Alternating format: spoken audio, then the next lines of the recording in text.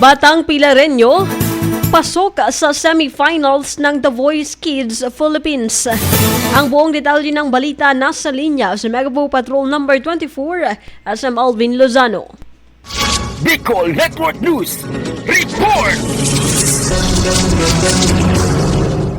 Pinatunayan ng batang Bicolano na si John Hebron B. Ekala Tubong Pilar Sursugon ang husay ng mga Sursuganon matapos makapasok bilang semi-finalist sa The Voice Kids Philippines.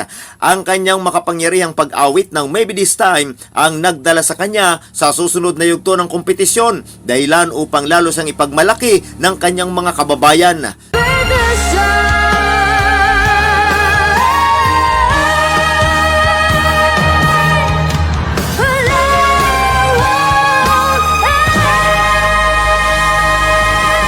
Kaugnay nito, nagpaabot naman ng personal na pagbati at paghanga sina Congressman Det Escudero at Pilar Mayor Caroline Switzer Reyes na parehong nagpayag ng suporta sa batang mga awit. Ayon sa kanila, si John ay simbolo ng talento at determinasyon ng mga kabataang Sursuganon. Samantala, patuloy ang suporta ng buong Sursugon para kay John sa inaasahang magpapamalas pa ng husay sa mga susunod na rounds ng kompetisyon at buong bayan ay nakaabang sa kanyang tagumpay.